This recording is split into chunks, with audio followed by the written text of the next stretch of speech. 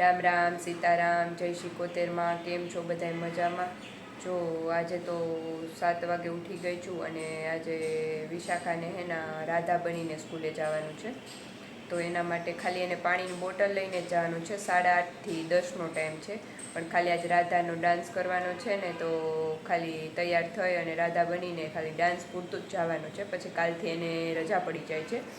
તો જો આજે એને રાતે બહુ જ તાવ ને શરદી ઉધરસને છે એટલે સૂતી નહોતી, પણ તોય આજનો દિવસ છે તો હવે તૈયાર કરીને મોકલી દઉં. પછી પાછી વહેલી તેડી આવવાની છે એટલે બહુ વાંધો નહીં આવે, પછી એને રજા પડી જશે.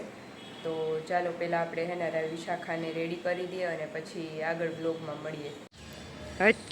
ચક્કર પર જો વિશાખા તૈયાર થઈ ગઈ છે.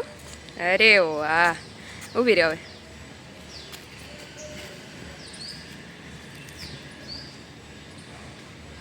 Very nice. આમ જો. Ready ready study go. આમ तीनों लोकन से न्यारी, तीनों लोकन से न्यारी, ओ राधा रानी हमारी. જો વાગ્યા 7 વાગ્યા છે અને અમે બારે થોડો થોડો વરસાદ આવે છે અને મમ્મી દીકરી ગયા તા. શું કરવા ગયા હતા? લોટ લેવાનો હતો ને ચેવડો બનાવવો છે ને, તો એના માટે સામાન લેવાનો હતો ને ઘઉંનો લોટ ઘંટીએ પડ્યો હતો તો લઈ આવીએ. તો જો લોટ વરસાદ ધીમો ધીમો આવતો હતો ને, લોટ લઈ આવ્યા અને ચેવડાનો બધો સામાન લઈ આવ્યો. અને વિશાખા હવે આ કુરકુરે ખાય છે. જોકે એને આજે થોડીક મજા નથી, એને તાવ ને ઉધરસ ને છે, તો એ થોડુંક અત્યારે ભૂખ લાગી છે, કંઈ ભાવતું નથી, તો કાંઈ કુરકુરે લઈ દીધું છે. જો અહીંયા બેઠી બેઠી ખાય છે. મોઢું થઈ ગયું છે નાનું એવું. તો ચાલો હું તમને સામાન બતાવી દઉં. જો આ લોટનો ડબ્બો લઈ આવ્યા, પછી આ મમરાનું પેકેટ લઈ આવી, આ અમથી ખાવા માટે ચોરાફળી લઈ આવ્યા, પછી આ ચેવડામાં નાખવા માટે આ નાની ભૂંગળી, ચણાની દાળ, અને આ તો આ ઓલું બટેટાનું ખમણ. પછી આ બટેટા લઈ આવી, તો અત્યારે સૂકી ભાજી કરવી ને એટલે. પછી આમાં મકાઈના પૌવા, આ જામ નહોતો તો જામ લઈ આવી, પછી આ સેવ લઈ આવી, આ લઈ આવી ચવાણું. તો જો આ એટલું બધું ખરીદી કરી આવી. અને આજે જો આ બેન તો અહીંયા બેઠા બેઠા ખાય છે. હવે થોડાક જ રહ્યા, જો એટલા જ ખાઈ ગઈ. આવું હોય તો બધુંય ભાવે કા? રોટલાનું શાક ન ભાવે, શરદી વહી જાય તોય. તો જો આ બધું હવે આજે આપણે બનાવવાનું છે. જો વાગ્યા 8 વાગ્યા અને અમે મમ્મી દીકરી બે પૂરી બનાવીએ. જો વિશાખા કેમ બનાવે બધા. જો આ વિશાખા પાટલો ને વેણું ને લઈને બનાવે છે, અને અહીંયા હું મારો પાટલો લઈને બેહું છું. અને અમે 7મ 8મનો અત્યારે મમ્મી દીકરી બે રાંધીએ.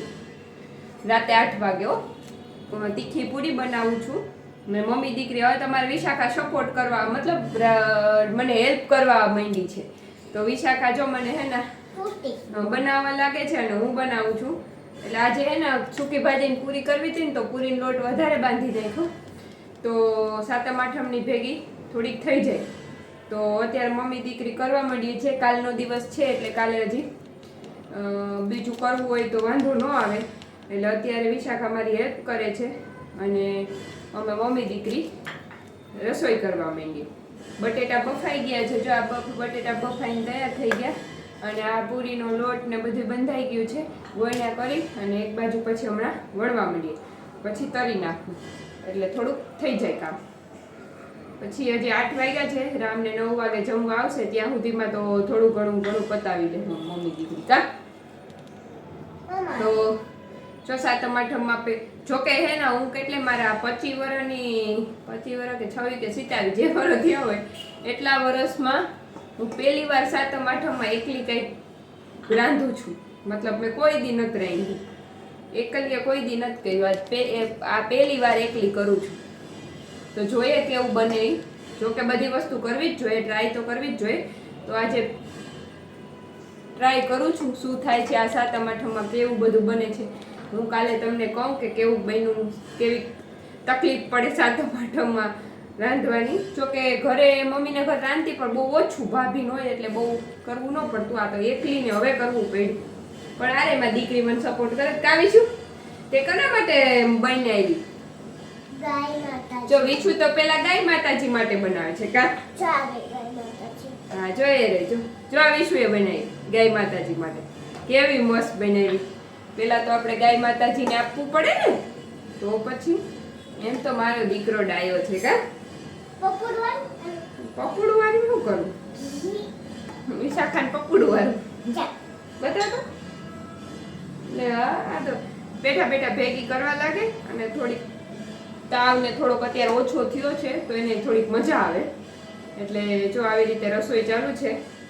તો ચાલો આઈસ્ક્રીમ બનાવ્યું. ક્યાં બતાવતો? હાય બધાય વિડીયોમાં બતાવે આઈસ્ક્રીમ. જો આઈસ્ક્રીમ બનાવ્યું વિશાખાએ. તો ચાલો બનાવ.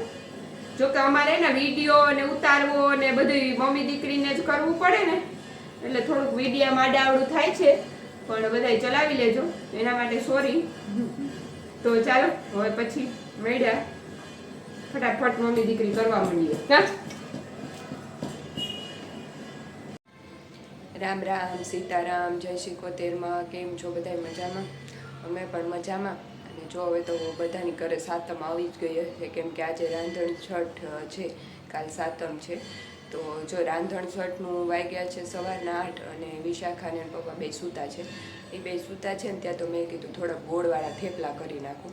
જો કે ગોળવાળા થેપલા હું મારી લાઈફમાં પહેલી વાર કરું છું, કોઈ દી કર્યા નથી. મને ઓછા ભાવે, રામને નથી ભાવતા, બધા લખનભાઈને નથી ભાવતા, પપ્પાને ભાવે છે. તો એના માટે થોડા ગોળવાળા થેપલા કરી નાખું અને પછી પાછળથી ચેવડો કરી નાખું. એટલે આપણી સાતમનું થઈ ગયું છે. જો કે મારે તો વિચાર નથી ખાવાનો કાંઈ, પણ પાછળ જે છે એ લોકોને ખાવું જોશે એટલે એના માટે થોડું થોડું બધું કરી નાખું. અત્યારને હવે પહેલાં જેટલા ખાતા એવું તો હવે કોઈ નથી ખાતું. તો બધાને બારે હોય તો મેળા કરવાને એમ વયા જાય એટલે બધાને ખાવાનું ઓછું થઈ ગયું છે. પણ તો એક દિવસ સાતમ હોય તો એમ થાય કે કંઈક બનાવ્યું હોય તો ખાવા થાય. તો જો મેં ગોળા થેપલા માટે લોટ બાંધી લીધો છે, બાંધવાનો છે, સોરી બાંધતો નથી, બધી તૈયારી કરી લીધી છે. અને હવે લોટ બાંધી અને ગળા થેપલા કરી નાખું. હજી ટિફિન કરવાનું છે પણ એ પછી હવે પાછળ આજ ઉઠીને પહેલું કામ એ જ કર્યું કે રાંધવાનું પહેલાં ચાલુ કરી દીધું. તો વિશાખા સૂતીને ત્યાં તો મારે થઈ જાય. એને આજે રાતે તો કંઈ બહુ તાવને નથી એવું, સારું છે કાલ કરતાં, એટલે કદાચ સારું થઈ જાય તો વાંધો ન આવે. તો ચાલો જો આ લોટ એટલો લઈ લીધો છે, અહીંયા ગોળવાળું પાણી કરી લીધું છે. તો હવે લોટ બાંધી લો મૂળ નાખીને. જો આ વણાઈ ગયા છે 2 થાળી જેટલા.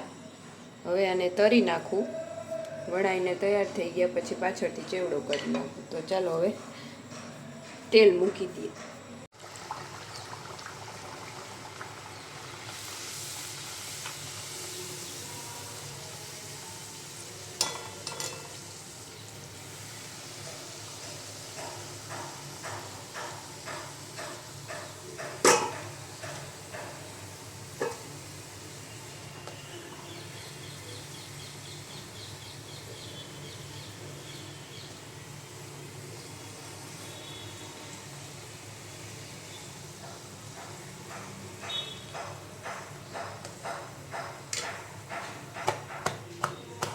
ચોમોલી જેની ભૂંગળીને કાલે જે સામાન લઈ આવી તેની બધે તળાઈ ગયો છે. અને હવે થોડાક મમરા તળવાના બાકી છે. બાકી પછી હવે ભેરવી દો આખું ચેવડું કરી. જો ફાઇનલી આપણો ચેવડો બનીને થઈ ગયો છે તૈયાર. હવે આને અહીંયા ડબરો ખાલી કર્યો છે તો એમાં ભરી લઉં. એટલો બધો બનાવી નાખ્યો છે, હવે ખાધા રાખી 1 2 મહિના. ફાઇનલી અત્યારે બની ગયો છે. હવે રામને થોડોક ટેસ્ટ કરાવું, કાંઈ નાખવાનું મીઠું કે એવું ઘટે તો નાખવાનું, બાકી રેડી.